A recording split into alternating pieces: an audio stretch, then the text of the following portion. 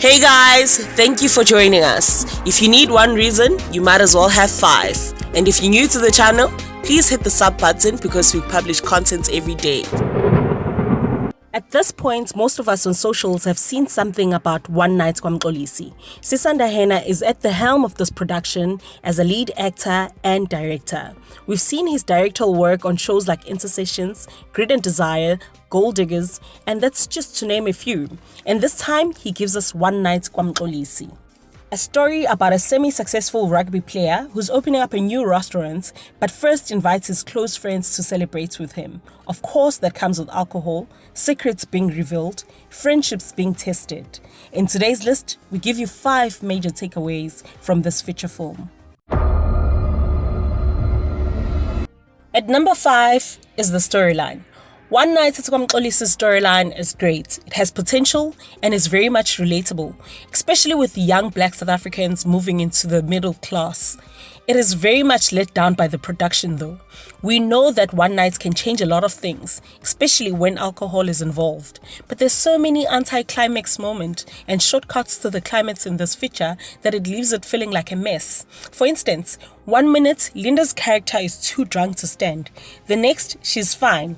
But we know for a fact that if you're that drunk, it usually ends up in a passing out. The movie doesn't really give us enough time as the audience to process the emotions that are felt by the characters. The jokes are untimely, to a point where you aren't sure if it's a comedic moment or a dramatic moment. The only thing close to a climax that we got from this feature was the broken plates. At number 4 is Motlatsi Mafato as Trevor. In our previous video, we speak about actors that have been pushed into a box one too many times, basically typecasting, and Motlatsi is in that list. Please take a moment to check out our previous video. Yet again, in One Night at Kwamxolisi, Motlatsi suffers the same fate, the funny best friend that no one can take seriously. And if you thought it couldn't get any worse, it does. They made him a ginger, whose most featured line is rest, just rest madala. It could have been lazy script writing or the need to be relevant in the current social media construct. But we feel they missed an opportunity to show us a different side to Motlatsi, as we were expecting more after his scene with Linda in the kitchen.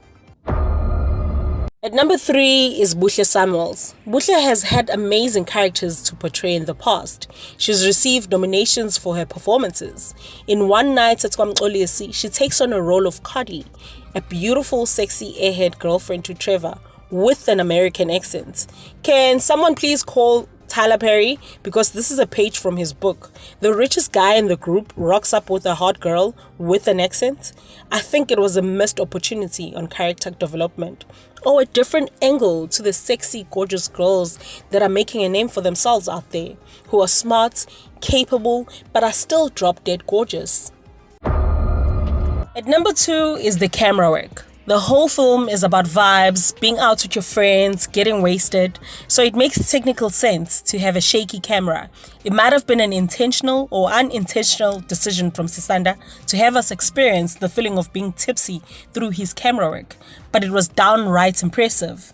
It was great to have camera work adding to the storyline in the way that it did, so bravo to Sisanda Hena for that one. Nick Ham once said, "If there's no chemistry, there's no scene." The ability of performers to play off one another and deliver the moment of emotional truth is the building block of any film. It is a cliche, but as is the case with most cliches, it's the truth. At number 1 is the chemistry of the cast. A movie can be well written, have the best cast assemble, even be directed by Steven Spielberg himself. But if the chemistry between the cast doesn't work, the movie won't work either. The acting in this feature was really good. After all, the cast is a talented bunch, but honestly, they had no chemistry. We've seen Fulu and Dumi on Seriously Single, and their friendship there was on fire. But her friendship with Linda's character seemed to be forced. The boys felt more like classmates than bros, and the married couples were overcompensating, more so Sisanda and Linda's characters. Overall, the group felt like they were celebrating end of exam at a postgrad level rather than celebrating 10 years of friendship or more. The least expected duo was Buhle and Mofati, who seemed to have the most chemistry, and overall they pulled it together for the whole team and made it work. Alright guys, that's it for today. Thank you for watching. Please let us know if you agree with us. Still let us know if you don't agree with us. Don't forget to hit the sub button. Thank you.